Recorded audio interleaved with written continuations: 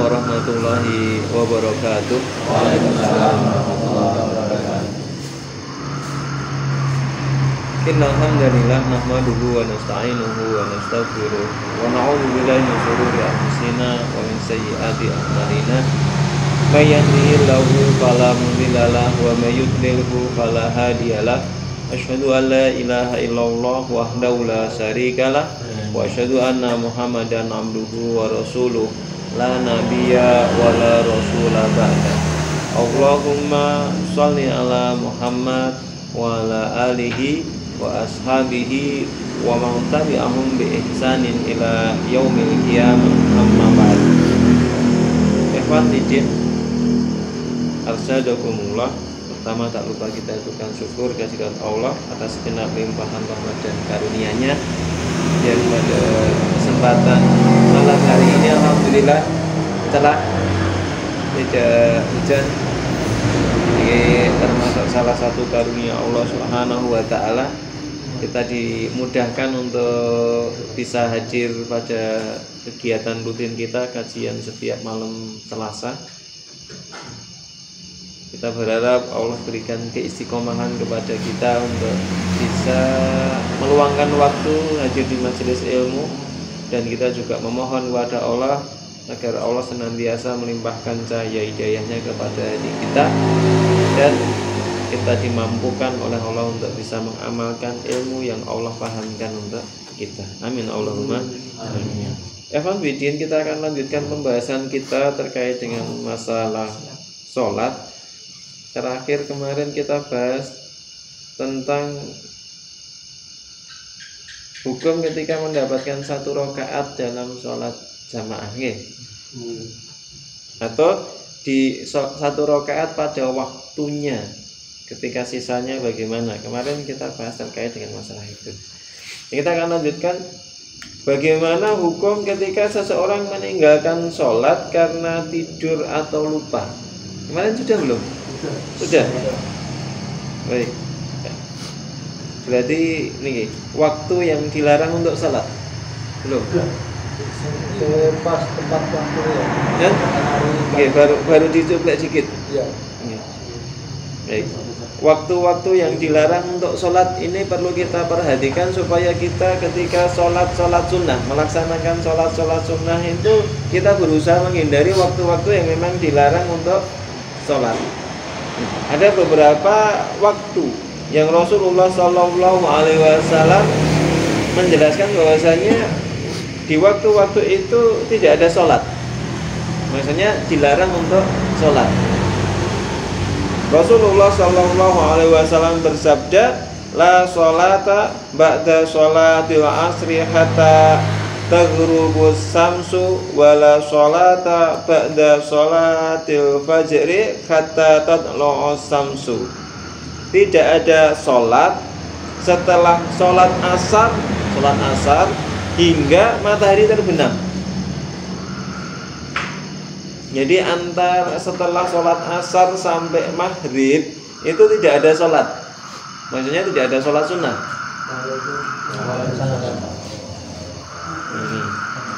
Kemudian tidak ada sholat dan tidak ada sholat setelah sholat fajar, maksudnya sholat subuh sampai terbitnya matahari. Jadi kalau dalam riwayat ini ada dua waktu yang dijelaskan oleh Rasulullah bahwasanya di waktu itu tidak ada sholat. Ketika kita sudah sholat asar, maka setelah sholat asar yang kita laksanakan, kita tidak ada sholat lagi sampai matahari terbenam atau sampai masuk waktu maghrib. Tapi kalau kemudian bukan sholat yang ditegakkan di masjid, kemudian kita safar, oh masjidnya wis rampung, wis salam, berarti wis ramah sholat, bukan itu ya. Maksudnya ketika kita setelah sholat asar atau setelah kita sholat subuh, maka setelah kita sholat itu sampai matahari terbenam kalau sholat asar, Kalau sholat subuh berarti sampai matahari terbit itu tidak ada sholat. Tidak ada sholat sunnah ba'diyah asar atau ba'diyah subuh. Saking sregepe sholat sunnah, pokoknya kabeh dikoki qobliyah ba'diyah. Sampai asar itu ya ba'da asar ya ba'diyah. Subuh ya ba'da subuh ba'diyah. Itu ya kalau tidak paham mungkin kita bisa maklumi karena saking sregepe gitu. Disamakan dengan sholat zuhur misalnya. Tapi kalau memang menyengaja maka itu menjadi berdosa. Ini yang nanti perlu diperhatikan adalah ketika muadzin itu masuk masjid maka dihindarilah, lebih baik dihindari walaupun ada yang membolehkan. Kalau sholat tahiyatul masjid tidak ada namanya di luar larangan ini, ada yang membolehkan, tapi untuk lebih hati-hatinya lebih baik dihindari. Jadi kalau mau adzan maghrib, seorang muadzin datang sebelum masuk maghrib, tidak usah tahiyatul masjid dulu. Tahiyatul masjidnya nanti kalau sudah selesai adzan, sudah benar-benar masuk waktu maghrib, itu akan jauh lebih aman. Karena kadang kan sekarang ya nanti cara adzan dan iqamahnya tidak panjang. Nanti kalau sholat tahiyatul masjid terus kemudian saya sholat sunnah lainnya nanti malah ndak nyandak. Mending sebelum adzan sholat tahiyatul masjid dulu. Nah, walaupun ada yang membolehkan, kalau kita ambil sikap hati-hati maka lebih baik adzan dulu baru kemudian nanti sholat tahiyatul masjid. Ini cara kita berusaha menghindari hal-hal yang sifatnya meragukan.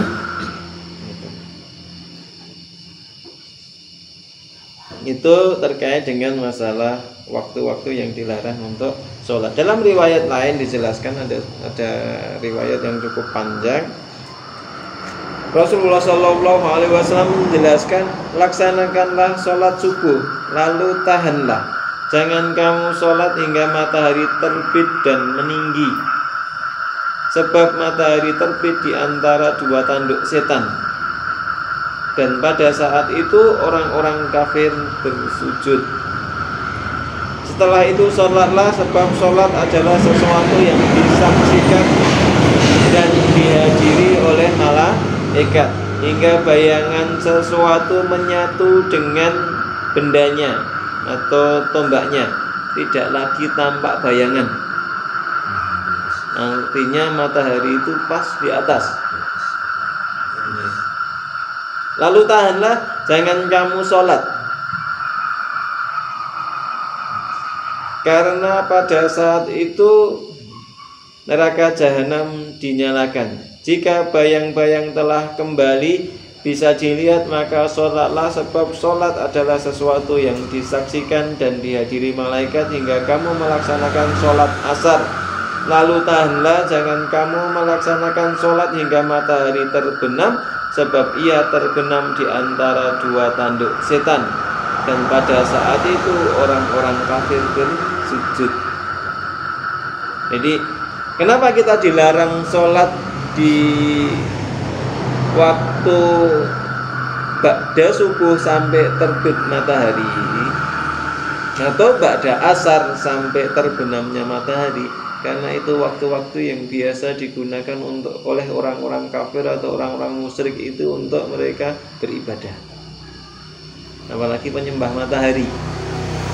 Esok itu madhep ngetan ke arah matahari terbit, begitu nanti sore menjelang maghrib madhep ke arah matahari tenggelam.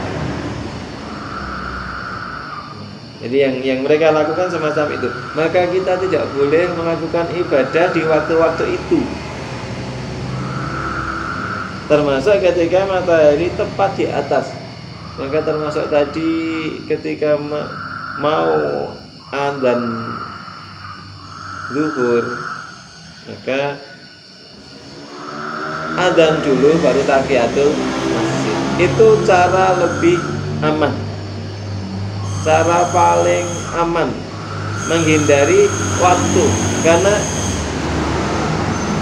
waktu matahari itu sedang berada di puncaknya, itu waktu yang kita dilarang oleh Rasulullah SAW untuk sholat. Nunggu tergelincir dulu walau sedikit, nunggu sekitar 5-10 menit, jadi masuk waktu zuhur lah. Karena ketika jenengan cek, ketika dari jadwal itu sudah masuk waktu zuhur, mesti rakyat sedikit sudah ada bayangan yang muncul.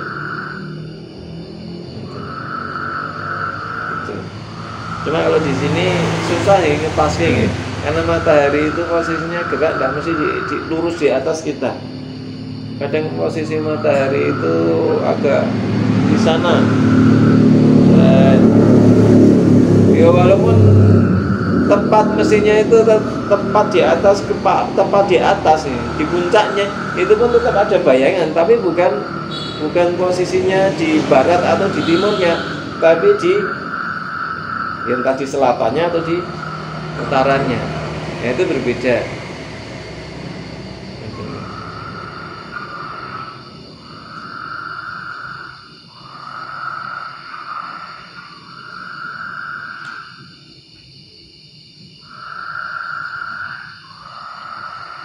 Bahkan dalam riwayat lain, Rasulullah melarang kita untuk melaksanakan sholat dan menguburkan orang yang meninggal, menguburkan jenazah di 3 kesempatan, yaitu saat matahari terbit hingga naik, ketika orang yang terbangun di tengah hari, maksudnya ya tadi di matahari saat puncaknya, dan saat matahari akan terbenam hingga terbenamnya.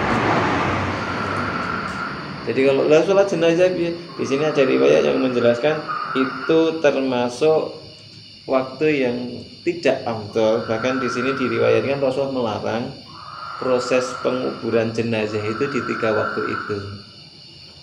Tunggulah bar maghrib sisan kan itu. Kalau bar subuh ditunggulah nanti sekalian besok waktunya duka. Zuhur ya ben tergelincir dulu. Bar zuhur sisan lah. Jangan pas menjelang zuhur.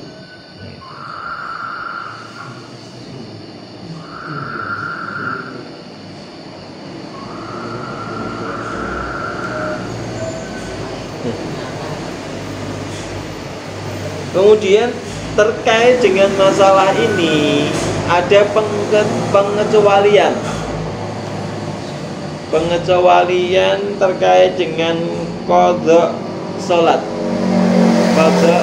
sunnah yang biasa dilakukan. Ada beberapa atau ada sebagian dari ulama yang membolehkan ketika ada seseorang yang biasanya dia melaksanakan sholat sunnah 2 rakaat sebelum subuh, namun karena suatu kondisi dia bangunnya terlambat sehingga dia tidak sempat melaksanakan kebiasaan itu, sholat sunnah 2 rakaat sebelum subuh, karena iqomat sudah ditegakkan, berarti sudah harus ikut sholat, dia belum sempat, maka dia diperbolehkan untuk mengganti ba'da subuh. Ingat, ini kalau mau mempraktekkan harus dipahamkan dulu jamaahnya. Jangan ujuk-ujuk dipraktekke karena jamaah pada umumnya belum paham, akhirnya kemudian yang terjadi iki aliran nopo bar subuh kok sholat sunnah, aliran nopo meneh, mungkin gitu jadi masalah. Ngerti deh. Jadi ya kita harus bijak dalam masalah ini. Walaupun memang dibolehkan, Rasulullah SAW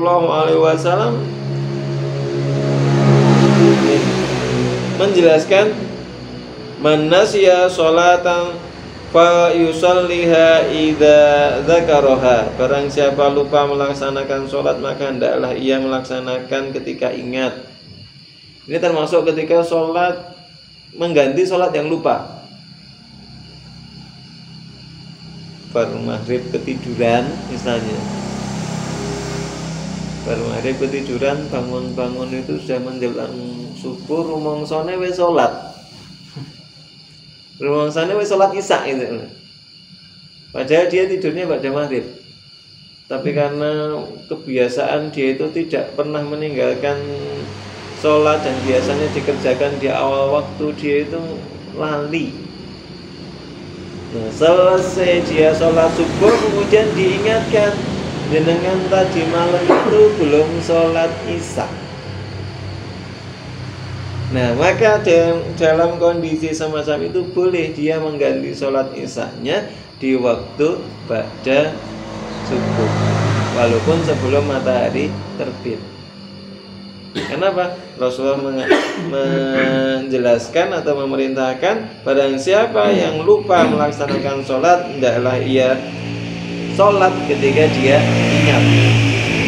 Ini termasuk pengkhususan. Mungkin karena repot berbagai macam urusan, wes siap-siap mau sholat zuhur, ya. Sudah siap-siap mau sholat zuhur. Ya sudah siap-siap mau sholat zuhur, tiba-tiba mungkin ada salah satu keluarganya yang sakit, dia harus segera membawa ke rumah sakit. Karena tadi sudah wudhu, sudah nyangking sajadah, tapi belum sempat sholat zuhur, rumongsone wis sholat. Karena saking paniknya sampai ke rumah sakit, kemudian ngurusi berbagai macam keperluannya, selesai itu ya rame sholat, rumongsone wis sholat. Keling-kelingan bar asar, oh iya aku tadi belum sempat sholat zuhur karena tadi kondisinya panik darurat, lupa. Maka di saat itulah dia boleh mengganti sholat zuhurnya, walaupun itu pada asar, walaupun itu posisinya sebelum maghrib. Ini boleh. Neng lali tenan, bukan lali. Karena antara lali dan lali itu sing tahu hanya dia dan Allah gitu. Koncone ndak tahu. Mau lali. Kalau ada orang yang sudah ngomong gitu wis percaya wis. Mana itu ndak bisa di apa itu debat ya. Ngomong lali kok ra olehan itu. Maka ya kita harus jujur, lali atau lali.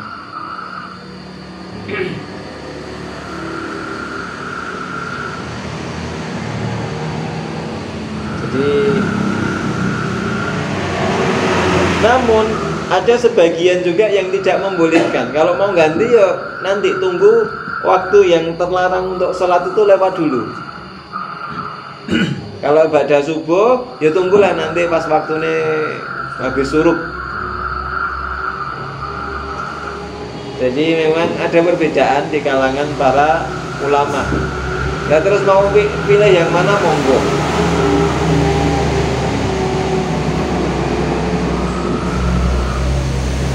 Kemudian terkait sholat pada 3 waktu, tengah hari, matahari terbit dan terbenam, ini ada beberapa pendapat dari kalangan mazhab Hanafi. Secara tegas mereka berpendirian bahwa tidak boleh melaksanakan sholat pada waktu-waktu tersebut, baik itu sholat wajib maupun sholat sunnah, qadha maupun tidak. Ini dari kalangan mazhab Hanafiyah. Tetapi mereka mengecualikan untuk sholat jenazah. Untuk sholat jenazah mereka mengecualikan.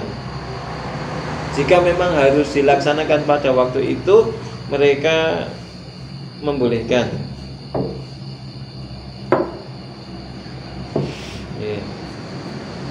Sementara dari kalangan Syafi'iyah, pengikut madhab Syafi'i, Imam Syafi'i, mereka berpendirian atau berpendapat bahwa sholat sunnah tanpa sebab pada waktu itu adalah makruh. Jadi kalau sholat sunnah yang tidak ada sebabnya maka makruh. Adapun melaksanakan sholat fardu, sholat sunnah yang ada sebabnya seperti atau sholat sunnah pada hari Jumat menjelang menjelang sholat Jumat, menjelang masuk waktu Jumat, masuk masjid tahiyatul masjid dulu, maka semacam itu boleh dan tidak makruh. Jadi sesuatu yang ada sebab, masuk masjid, sholat tahiyatul masjid, itu ada yang membolehkan. Jadi di kalangan madhab Syafi'i, Imam Syafi'i ini dibolehkan, walaupun di waktu-waktu yang tadi dilarang oleh Rasulullah SAW kalau ada sebabnya. Misalnya pas Jumatan itu biasanya kan datang itu bukan pas adzan kan, sebelum adzan sudah datang, berarti sebelum masuk waktu zuhur. Itu kemungkinan ada masa di mana saat itu matahari pas di puncaknya, kurang 5 menit atau mungkin sekitar kurang 5 sampai 10 menit menjelang masuk waktu zuhur, itu kan matahari pas di puncaknya. Sementara sudah datang ke masjid, kemudian mereka tahiyatul masjid di saat tadi mau melaksanakan ibadah sholat Jumat, maka hal yang semacam itu diperbolehkan. Atau kita karena qadha ingatnya di waktu itu, atau karena tadi dia masuk masjid ataupun Masjidil Haram, maka dia dibolehkan, tidak makruh. Ini menurut pendapat Imam Syafi'i atau madhab Syafi'iyah. Kemudian dari kalangan madhab Malikiyah, mereka berpendapat bahwa melaksanakan sholat sunnah pada saat matahari terbit dan terbenam tidak diperbolehkan, meskipun itu sholat sunnah yang memiliki sebab. Begitupun juga dengan sholat nazar mau sholat, maka tidak diperbolehkan. Termasuk juga sholat jenazah, kecuali jika dikhawatirkan jenazah itu akan rusak kalau enggak segera disolatkan. Jika mungkin karena kondisi dia mengalami luka, atau dia punya penyakit yang itu sangat rentan terjadi penularan, atau mungkin akan segera merubah kondisi jasadnya. Ini kalau nggak disegerakan, khawatir nanti malah jadi tambah ribet, maka itu diperbolehkan. Ini menurut mazhab Imam Malik, mazhab Maliki.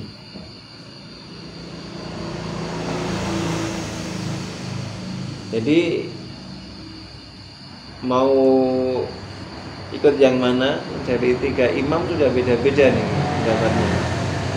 Jadi kalau ngaku sing bener, mereka baik Imam Abu Hanifah, Imam Syafi'i ataupun Imam Malik, itu semua orang pinter, para ulama yang kita tidak boleh meragukan keilmuannya.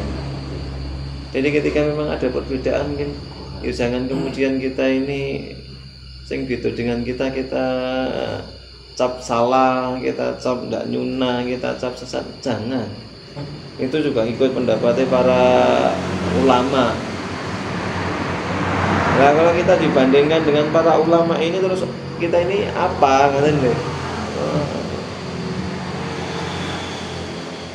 Hadis arba'in we tambah siji ilang loro.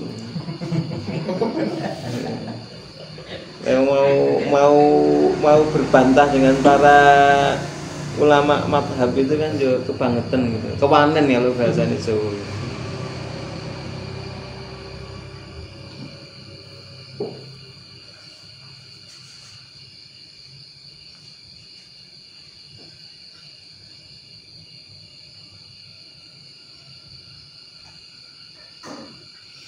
Imam Malik sendiri ketika ditanya terkait dengan sholat di hari Jumat di saat matahari sedang berada di puncaknya, maka beliau menjelaskan, aku pernah melihat orang yang melaksanakan sholat Jumat di tengah hari, dan memang ada beberapa hadis yang melarang hal tersebut. Aku tidak melarang karena aku pernah melihat orang melakukannya, maksudnya para sahabat melakukannya, tapi tidak juga menyukainya karena ada hadis yang melarang hal tersebut. Jadi Imam Malik tidak melakukan, tapi Imam Malik pernah melihat di kalangan para sahabat ada yang melakukan. Jadi ini penjelasan dari Imam Malik. Beliau tidak suka melakukan itu karena ada beberapa riwayat yang melarang hal itu. Kemudian pendapat dari kalangan Hanabilah, mazhab Hambali, mereka berpendapat bahwa tidak diperbolehkan melaksanakan sholat sunnah mutlak. Sholat sunnah mutlak itu sholat sunnah yang di luar yang dijelaskan oleh Rasulullah. Karena sholat sunnah itu kan macam-macam. Ada sholat duha, rawatib, kemudian tahajud, witir, terus sholat subuh, istisqa, macam-macam lah. Sholat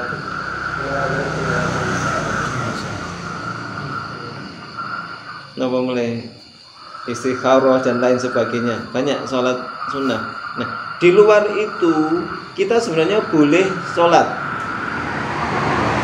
namanya sholat sunnah mutlak, yang bisa dilakukan tidak terkait dengan waktu, tidak terkait dengan juga niku tadi hal-hal yang lain. Ya pokoknya saya pengen sholat sunnah, ya wis sholat sunnah. Nah, untuk sholat mutlak yang semacam itu tidak ada batasan bilangannya, tapi dikerjakan 2 rakaat, 2 rakaat. Boleh siang hari, boleh malam hari.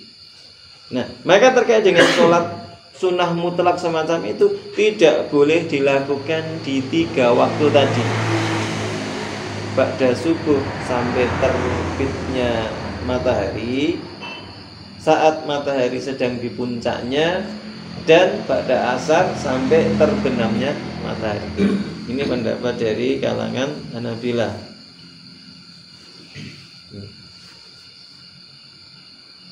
Baik itu ada sebabnya maupun tidak, baik itu dilakukan di tanah suci Mekah ataupun di tempat lainnya, baik itu hari Jumat ataupun bukan, kecuali sholat tahiyatul masjid.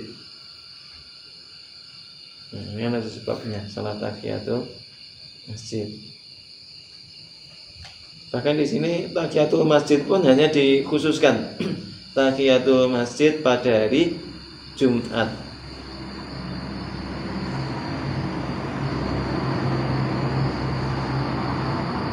Menurut mereka sholat jenazah tidak boleh dilakukan kecuali takutnya, dikhawatirkan adanya perubahan terhadap kondisi jenazah.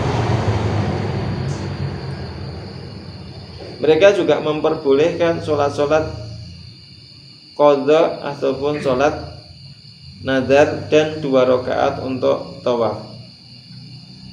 Ini yang napa niku diperbolehkan dari kalangan pendapat dari kalangan Hambali, yang di sini banyak diikuti dari teman-teman yang menyampaikan bahwasanya kita salafi, kemudian ngaji sunnah dan sebagainya. Nah, mereka pikirnya banyak mengacu pada pendapat Imam Ahmad bin Hanbal. Ini juga mazhab yang dipakai di Saudi. Jadi monggo silahkan dipilih.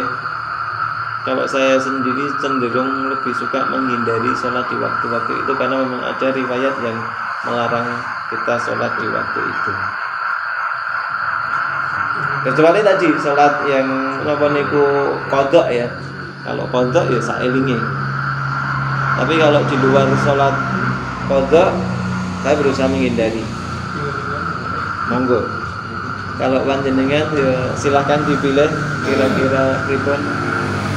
Cuma kalau qadha ataupun apa terkait dengan sholat-sholat yang dilakukan di depan masyarakat, di depan publik, di masjid, ketika itu dilakukan di waktu-waktu terlarang, sebaiknya dijelaskan dulu supaya yang melihat itu tidak suudzon. Karena kalau tidak dijelaskan nanti muncul fitnah di batin. Sing nglakoni tidak menjelaskan, yang melihat tidak tabayun tapi langsung itu diviralkan, walaupun viral sekampung. Wes kae ndang ngaji karo bocah kae terus neko wae baru subuh yo salat meneh. Ya malah jadi tidak baik nanti.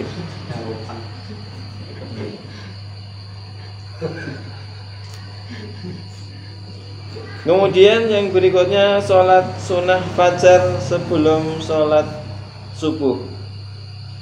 Ini bab terkait dengan sholat sunnah fajar sebelum sholat subuh.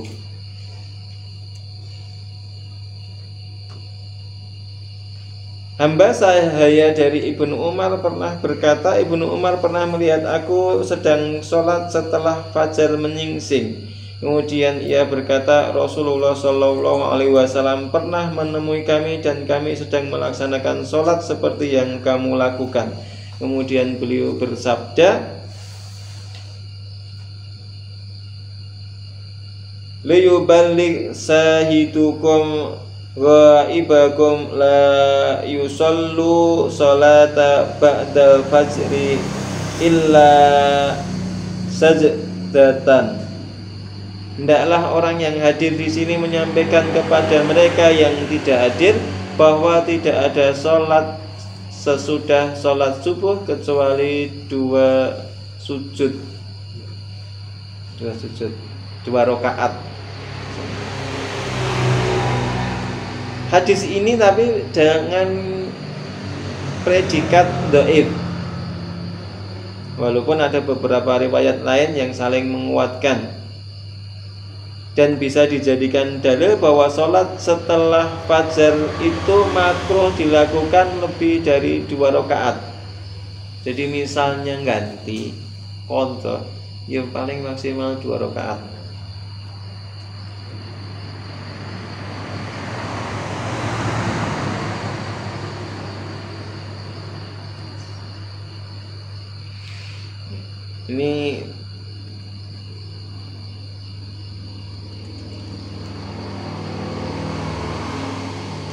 Ini terkait dengan masalah sholat 2 rakaat sebelum subuh ya. Maaf ya.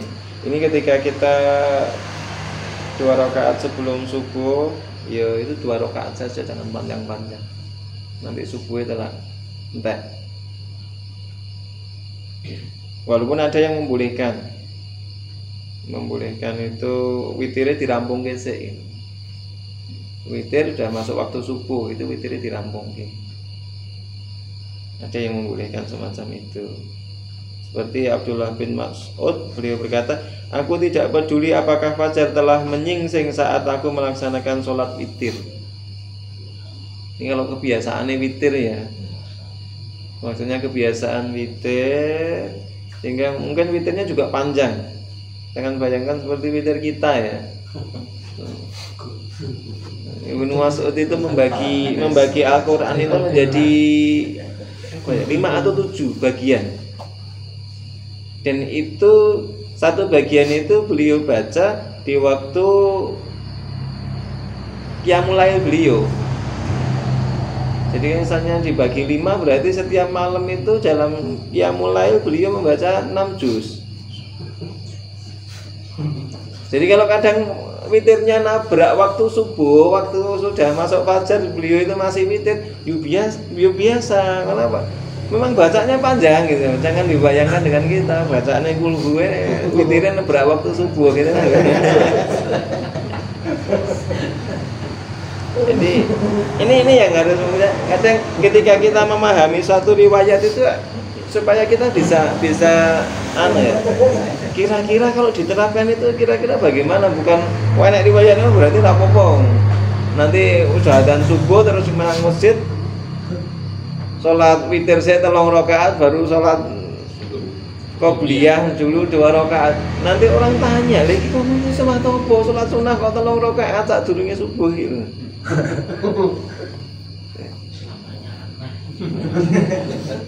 Ini yang terjadi ini Ibnu Mas'ud, beliau itu ketika sedang witir, kemudian kok sudah masuk waktu fajar, sudah masuk waktu subuh, beliau dirampung ke witire.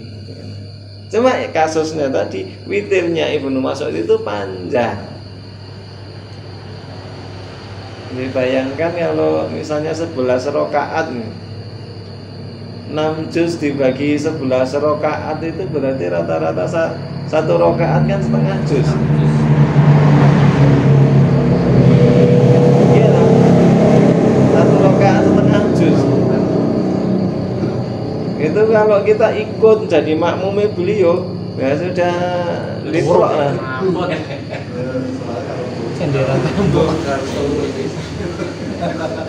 Ya kita bisa mungkin satu rakaat 2 rakaat, mungkin 1 rakaat lah, setengah juz. Begitu sujud itu ngerti-ngerti beliau sudah salam, bukan salamnya salam witir gitu. Karena kita saking angler pas sujud itu. Kekeselan ngatik nunggu bacaan setengah juz. Ngatik ya setengah juz itu ya setengah jam ya kalau kita. Jadi yang dibikin cepat mungkin ya berdiri malam-malam selama kurang lebih 20 menit itu kira-kira ya wis kemeng. Kan karena capek begitu turun sujud itu terus angler.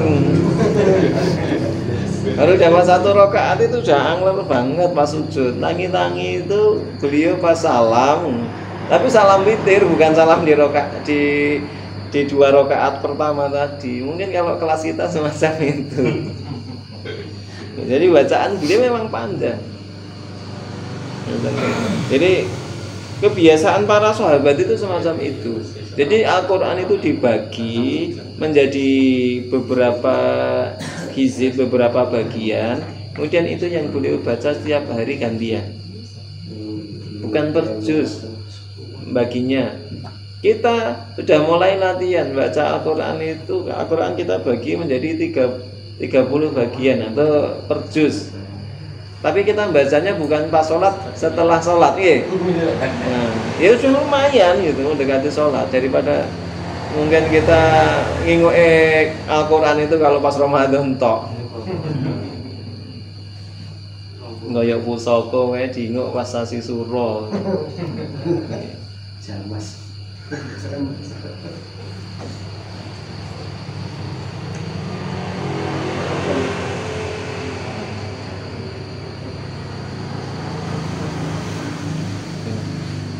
Suatu ketika Ubadah bin Somit radhiyallahu anhu menjadi imam dan akan melaksanakan sholat subuh bersama masyarakat.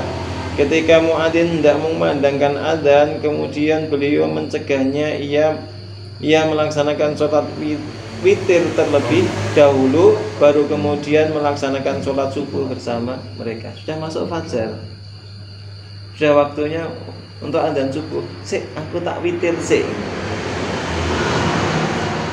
Tapi bukan karena beliau itu menunda-nunda, tapi memang karena tadi sholat tahajudnya panjang. Kalau baca riwayat ini harus kita melihat juga sisi-sisi yang lain. Jangan bandingkan dengan kita. Kita ini bangunnya mepet, adzan baru bangun. Itu terus begitu muadzinnya mau adzan, apa itu? Pusing lah. Aku tak salat witir sik, kowe adzane kerisiken. Ya enggak bisa. Ini kita harus ya, proporsional.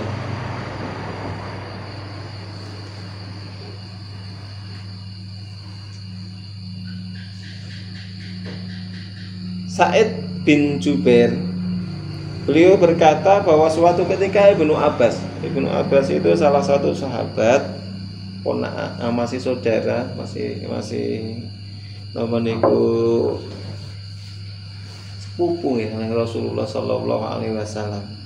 Nah, beliau itu pernah didoakan oleh Rasulullah Sallallahu Alaihi Wasallam supaya paham terhadap Al-Quran. Jadi memang Ibnu Abbas ini walaupun masih muda, ini paham terkait dengan tafsir. Dia memang memiliki pemahaman lebih dibanding para sahabat yang lain, walau sahabat yang senior. Karena pernah didoakan oleh Rasulullah Sallallahu Alaihi Wasallam agar dipahamkan terhadap Al-Quran. Suatu ketika Ibnu Abbas itu tertidur lalu kemudian terbangun dan berkata kepada pembantunya, lihatlah apa yang dilakukan oleh orang-orang. Pada saat itu Ibnu Abbas sudah tidak bisa melihat. Kemudian sang pembantu pergi melihat apa yang dilakukan orang-orang. Ketika kembali ia berkata, orang-orang sudah pulang dari sholat subuh. Ibnu Abbas kemudian bangkit, kemudian melaksanakan sholat witir dan sholat subuh. Ini bukan tiap hari,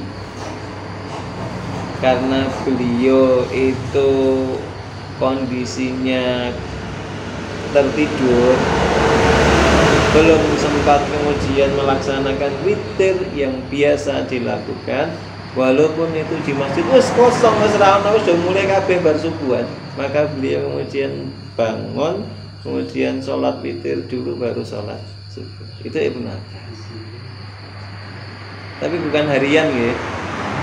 Kalau misalnya pengen melakukan itu, ya kalau emang benar-benar karena kita ini kecapean, begitu terus ya wis biasa sholat tahajud, biasa sholat witir, kemudian kita ini bangunnya kok terlambat, bukan karena malas, bukan karena sengaja, bukan karena wes nanti aja lah saya kita ndelok bal sih. Nanti begitu jam 3 tidur, bangun-bangun jam 6 baru kemudian itu manggu witir sih, itu jenenge banget jarak banget. Kondisi normal, cuma karena mungkin kondisi orang itu macam-macam, pas rodok mungkin kurang fit, akhirnya kok sepi masjidnya. Ternyata sudah selesai, maka beliau sholat witir dulu baru sholat subuh. Kenapa? Beliau memang tiap hari berusaha menjaga witir. Itu diperbolehkan.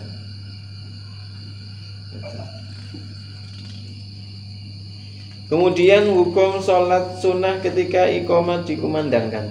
Ini sering kita berada dalam dilema. Lagi itu sak rakaat terus iqamah. Terus piye? Atau yang mau iqamah itu juga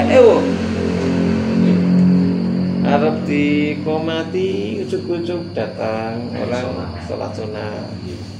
Padahal yang datang awal itu ngentenine wis setengah jam. Iki yo jek enek wae teko keri yo jek sholat sunnah. Ini kok yo orangnya kusnudon banget itu loh dengan teman-temannya yang sudah duluan itu. Wah, ora apa-apa koncoku sabar-sabar. Sering kan mengalami hal semacam itu. Kita harus nunggu 1/4 jam lebih. Begitu ada orang datang itu deh sholat sunnah dulu. Arab dikomati begitu. Orang dikomati ini jane ya salah penting. Ada keperluan yang lain. Maka bagaimana? Atau mungkin sudah ada jam ini ya, sudah diatur jarak antara azan dan iqamah berapa. Begitu tahu di jam itu sudah ada, tinggal misalnya 30 detik atau mungkin ya bukan 30 detik lah, tinggal 1 menit. Tinggal 1 menit. Itu ya kemudian masih nekat sholat sunnah dulu. Begitu dia dapat 1 rakaat kan sudah habis waktunya, waktu sudah jatah untuk iqamah. Ini kan jadi serba repot. Sing mau memandangkan iqamah ditinggal kok yo dikira ora perasaan. Kalau ndak dikomati nanti jamaah yang lain kasihan yang sudah nunggu sejak awal. Nah, bagaimana dalam kondisi semacam ini? Ketika iqamah sudah dikumandangkan, maka melaksanakan sholat sunnah tidak lagi dianjurkan, bahkan makruh. Sebagaimana yang dijelaskan oleh Abu Hurairah, beliau berkata, Rasulullah Shallallahu Alaihi Wasallam bersabda, "Idza uqimat as-sholatu fala sholata illal maktubah." Jika sholat sudah ditegakkan atau iqamat sudah dikumandangkan, maka tidak ada lagi sholat yang harus dilakukan kecuali sholat wajib, sholat maktubah, sholat wajib. Lah sudah dapat 1 rakaat itu kurang 1 rakaat batalkan, dibatalkan. Ini ya melihat dari keumuman dari riwayat ini. Walaupun itu sholat nomor niku tadi wis itu 1 rakaat.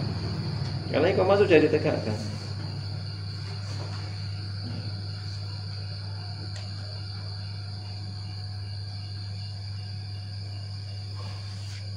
Dalam riwayat lain disebutkan illal ladzi uqimat, kecuali sholat yang sedang dilaksanakan. Misalnya ya sholat yang akan ditegakkan itu. Sholat zuhur ya sholat zuhur, qomat ya sholat zuhur. Ada satu cerita, seseorang memasuki masjid dan Rasulullah Shallallahu Alaihi Wasallam sedang sholat subuh. Lalu ia melaksanakan sholat sunnah 2 rakaat di samping masjid dan kemudian bergabung melaksanakan sholat bersama Rasulullah Shallallahu Alaihi Wasallam. Ketika selesai mengucapkan salam, Rasulullah Shallallahu Alaihi Wasallam kemudian bersabda, "Ya fulan, bi ayyi sholataini tadatta abi sholatika wazdaka ambi sholatika ma'ana." Wahai fulan, sholat mana yang kamu utamakan? Sholatmu sendiri atau sholat bersama kami? Ini kan ditegur oleh Rasulullah. Kowe iki kok luwih seneng sholat dhewe mbangane sholat karo aku. Ini negur Rasulullah Sallallahu Alaihi Wasallam. Kamu kok lebih suka sholat mengutamakan sholatmu sendiri daripada bergabung dengan jamaahnya kaum muslimin gitu. Ini kalau nekat memaksakan untuk sholat sunnah ketika sholat wajib di situ sudah ditegakkan. Datang keri sholat sunnah dulu. Nah, ini tidak benar. Atau kadang kita kan iman, nggih, wis itu 1 rakaat kurang 1 rakaat, nanti rada cepet lah, bisa nyusul, nanti bisa nyusul dirampung gesek. Nah, ini tidak afdol. Walaupun mungkin posisinya sudah rukuk di rakaat kedua, itu batal. Ikut sholat wajibnya, ikut bergabung sholat bersama imam. Apa pentingnya di sini? Takbir bersama takbirnya imam, mendapatkan takbiratul ihram dari imam itu sangat utama.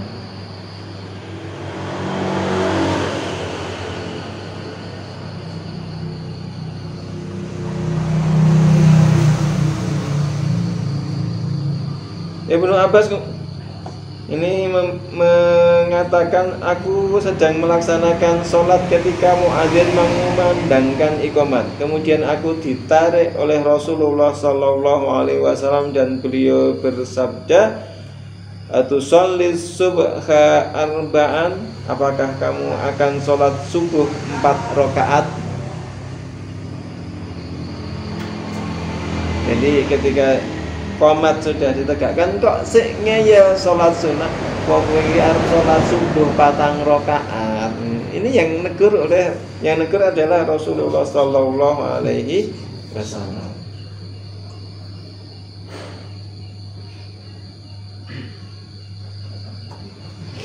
Baik, ini bisa dipahami ya terkait dengan sholat sunnah, kedudukan sholat sunnah dengan sholat fardu, sholat wajib.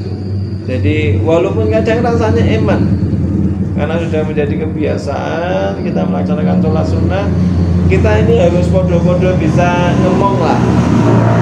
Jadi tidak egois. Kalau apalagi sudah disepakati, kita pakai patokan jam. Jamnya sudah disetting. Ada yang mungkin jarak antara adzan dan iqamat itu 10 menit, 15 menit, 20 menit, monggo sesuai kesepakatan dari masyarakat itu.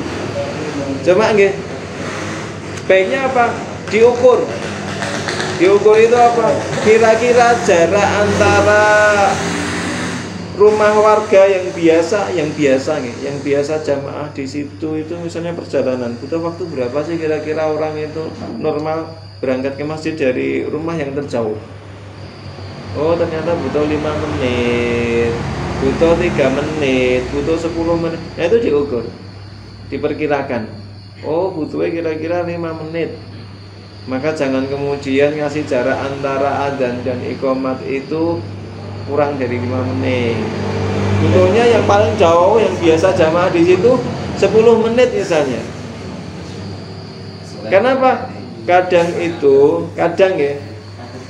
ini yang namanya orang itu tidak mesti manteng jam. Dia ngerti, sadar masuk waktu sholat ya ketika dengan adzan. Nah, maka sudah itu.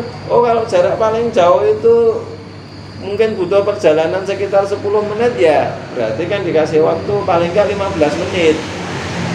Begitu dengan adzan dia berangkat ke masjid, kemudian sampai masjid mungkin masih bisa raketan sholat tahiyatul masjid mungkin atau qobliyahnya kalau emang itu waktu-waktu sholat-sholat yang ada qobliyahnya, paling nggak dia punya kesempatan untuk sholat sunnah.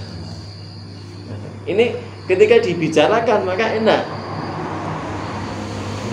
Ketika sudah semacam itu saling memahami, baik imam ataupun makmum dan juga muadzinnya itu saling memahami. Kalau memang kira-kira wis nanggung karek 1 menit, itu jangan maksa sholat sunnah.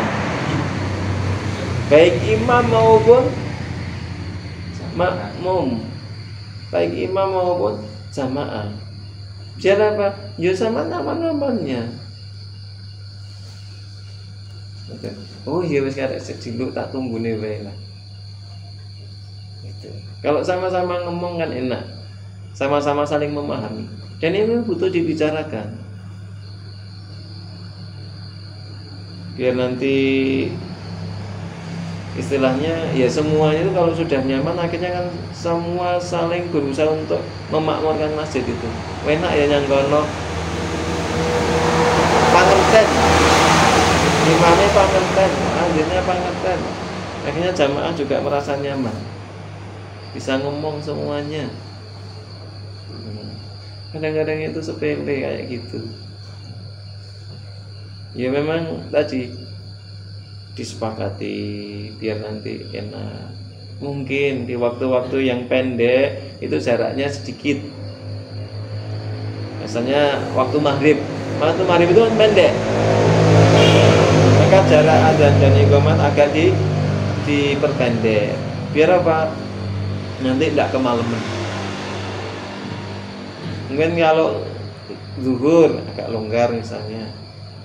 Karena mungkin orang itu capek, harus mungkin bajunya kotor habis kerja harus ganti dulu. Ini butuh waktu, maka dikasih waktu agak longgar. Biasanya mungkin 10 menit itu mungkin 15 menit. Ya ini kan semua dibicarakan. Ya tergantung kondisi jamaahnya. Kalau jamaah ini jamaah orang kantoran, misalnya di dekat dengan ini perkantoran, jamaahnya ini para pegawai di area kantor itu. Ini kalau kelamaan ya mesake. nanti jur kena SP wae. Istirahatnya cuma setengah jam atau mungkin istirahat apa niku 1 jam, tapi kan juga untuk makan, untuk macam-macam. Toh juga ndak mesti itu masuk waktu zuhur itu di awal jam istirahat kan ya tentu. Nah, maka disesuaikan sehingga semuanya nyaman. Kalau itu diatur sedemikian rupa, insya Allah nanti mungkin kenyamanan jamaah sehingga mungkin kesadaran untuk lebih giat dalam memakmurkan masjid juga akan tumbuh. Artinya apa? Antara pengurus dengan jamaah itu sama-sama siap untuk diskusi, sama-sama saling memahami. Nanti insya Allah baik. Jam 9 mungkin sebelum saya akhiri ada yang ditanyakan. Nanti masuk bab berikutnya, bab adzan, sudah ganti bab. Monggo. Nggih. Assalamualaikum warahmatullahi wabarakatuh. Misalnya waktu salat subuh sudah mau dikumandangkan, waktu kurang 2 menit setelah sebelum qomat itu, bolehkah kita niat kita salat sunat itu didobel, misalnya salat qobliyah subuh dengan tahiyatul masjid. Niatnya juga.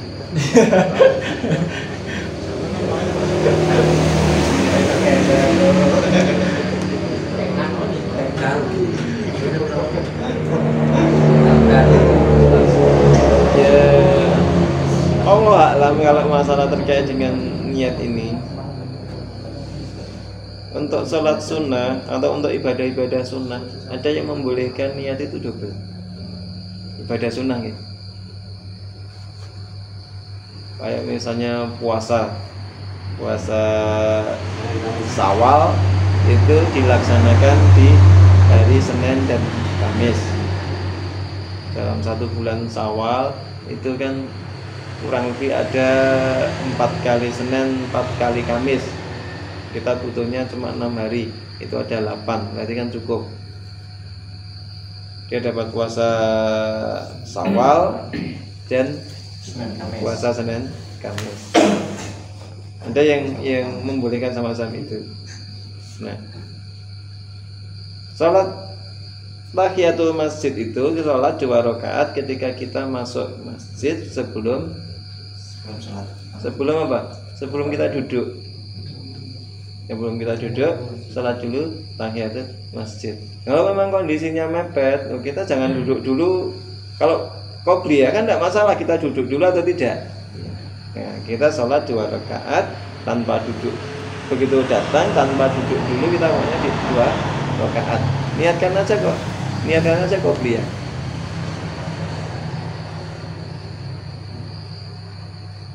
Niatnya qobliyah, tapi pelaksanaannya kan seperti sholat tahiyatul masjid, cuma sebelum sholat subuh.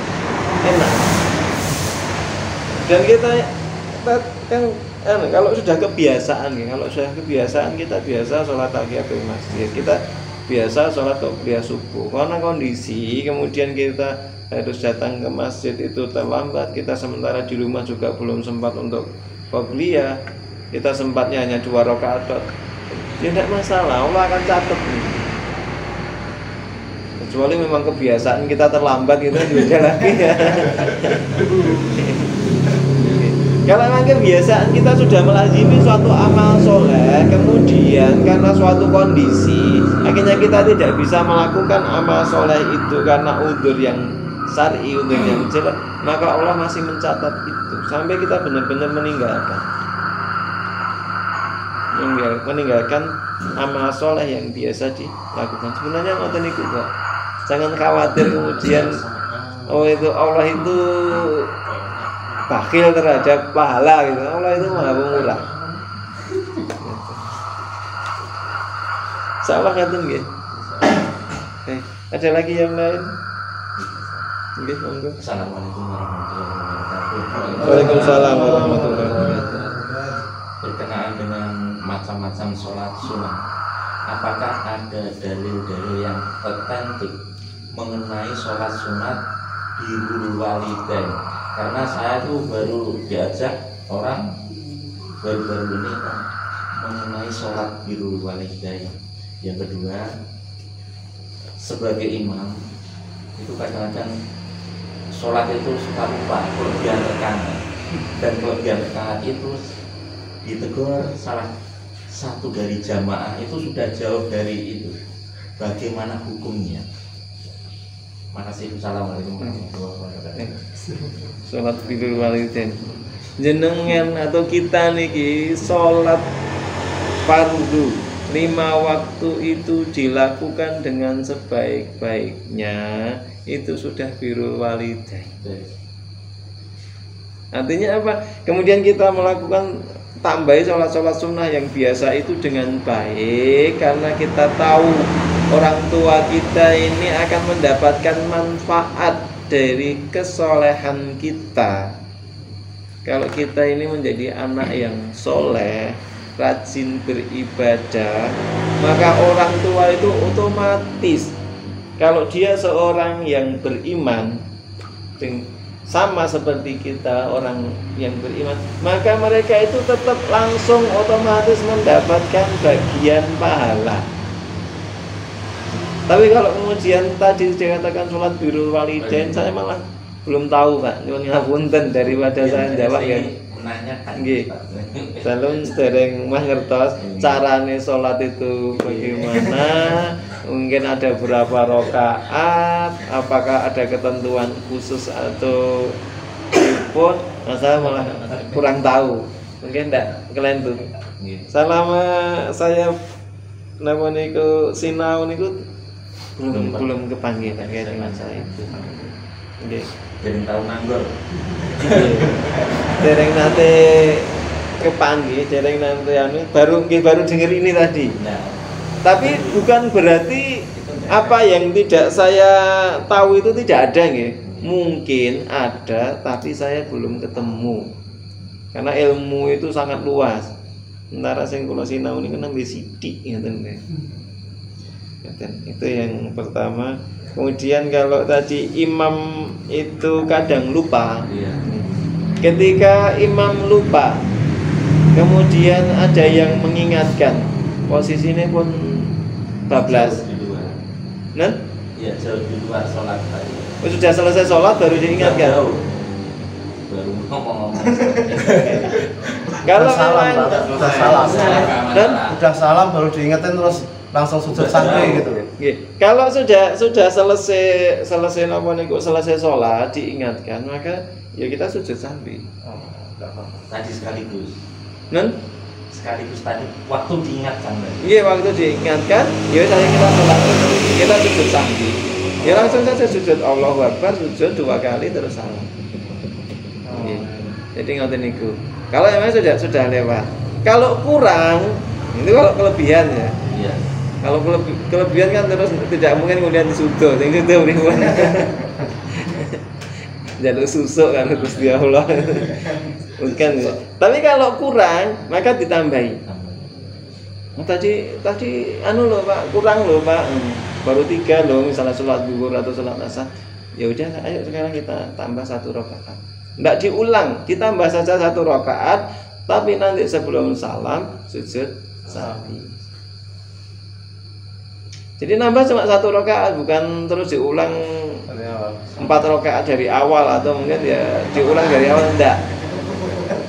Jadi hanya ditambah napa niku kekurangannya.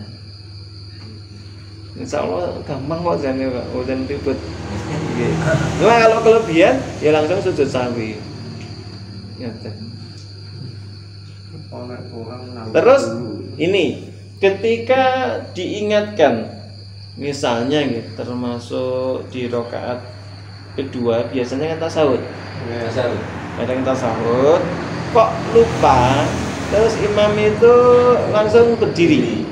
Nah, ketika posisi ini sudah berdiri tegak, walaupun ini misalnya diingatkan, ada yang ingatkan subhanallah, maka lanjutkan, bukan turun ya. Kalau sudah berdiri tegak, lanjutkan. Nanti di akhir baru sujud sahwi. Tapi kalau belum berdiri tegak, masih baru mau bangkit, sudah diingatkan, maka kembali duduk untuk tasahud. Tapi kalau sudah berdiri tegak, ya sudah lanjutkan. Nanti hitungannya jadi ganggu hitungan rakaat. Itu cara. Karena kadang kalau tidak paham, nanti akhirnya makmumnya ngeyel ndak berdiri, imamnya lanjut. Jadi malah rancu gitu.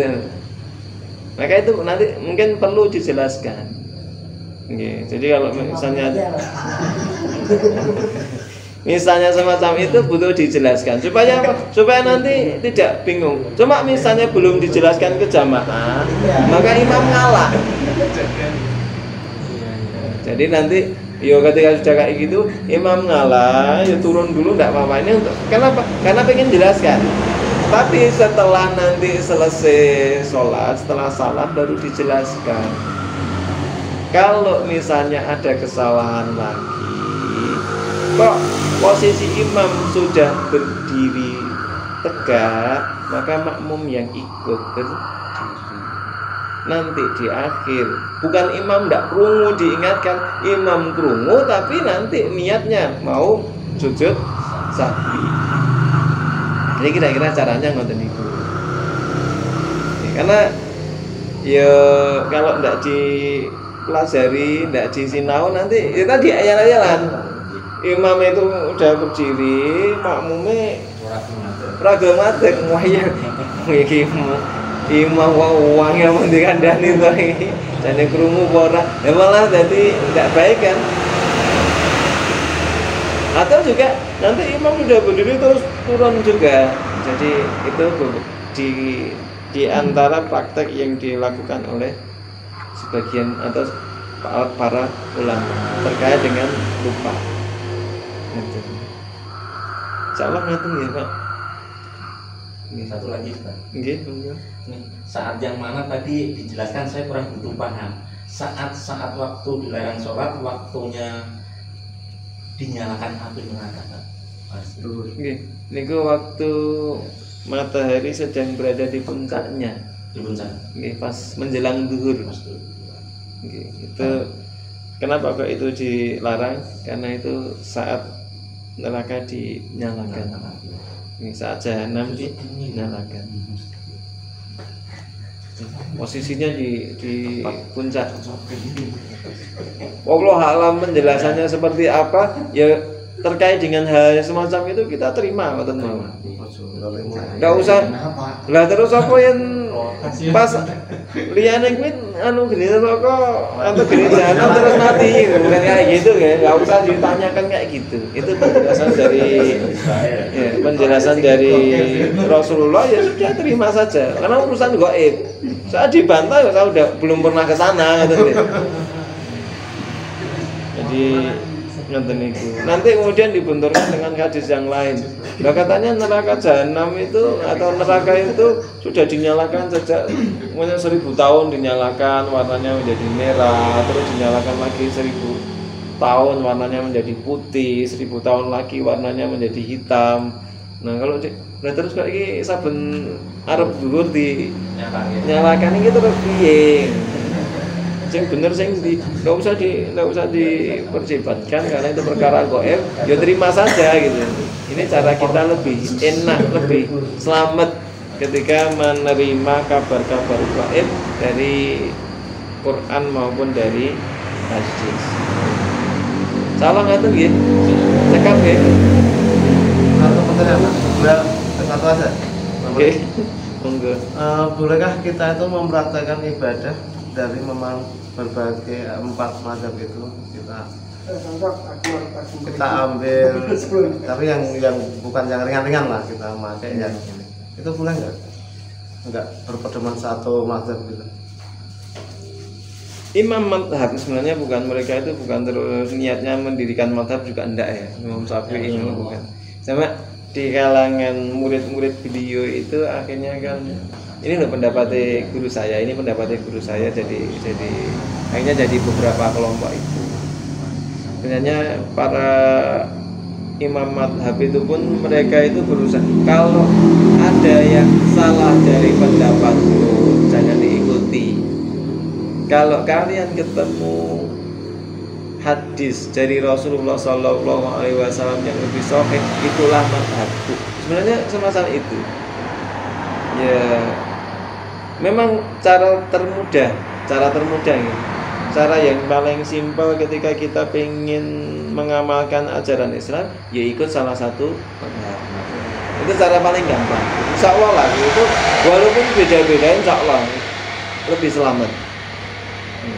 Tapi kalau kemudian kita mau atau ngerti, sekarang banyak kitab, banyak buku yang menjelaskan bagaimana perbedaan atau perbandingan di antara madhab-madhab yang ada. Kemudian kalau kita, saya pengennya yang ini suka dengan madhab ini, yang ini suka, tidak masalah.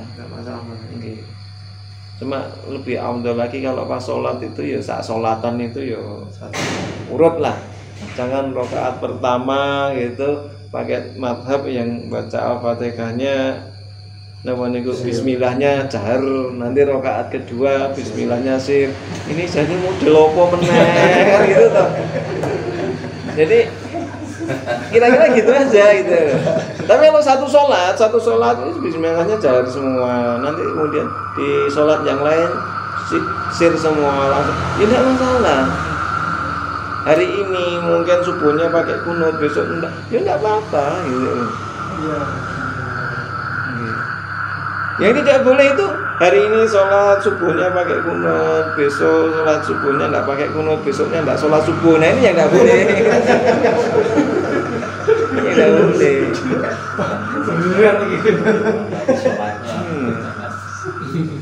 Ini sholat subuh enggak pakai kunut, digrenengi. Sing ora sholat subuh malah diteri bacaan. Ini jane ora beres itu loh. Ataupun sebaliknya kan gitu toh. Itu sing sholat subuh pakai kunut ya dikatakan bid'ah. Sing ora sholat subuh jajan bareng iki piye gitu loh.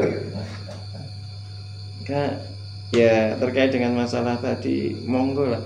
Itu para ulama itu sebenarnya pengen berusaha mempraktekkan ajaran Islam itu supaya mudah dipahami oleh umat.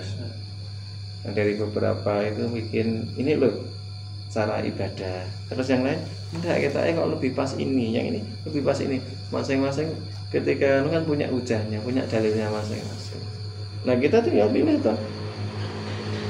Kan kita tidak bisa paksa semuanya itu suka soto gitu. Ada yang suka namanya sego gudang, bahkan mungkin ada yang sukanya bubur. Tapi kan bodoh-bodoh makannya kan gitu. Yang penting bukan makan celeng kan gitu toh. Nah, ini gampangnya kayak gitu. Jadi yang penting misalnya dalam satu ibadah itu ya urut lah. Jangan dicampur aduk kayak tadi. Salah ngaten bisa dipahami ya. Baik, semoga apa yang kita bahas pada kesempatan malam hari ini bisa menambah ilmu dan wawasan kita terkait dengan tadi waktu-waktu sholat yang terlarang, supaya nanti kita bisa lebih proporsional ketika dalam menjalankan ibadah sholat.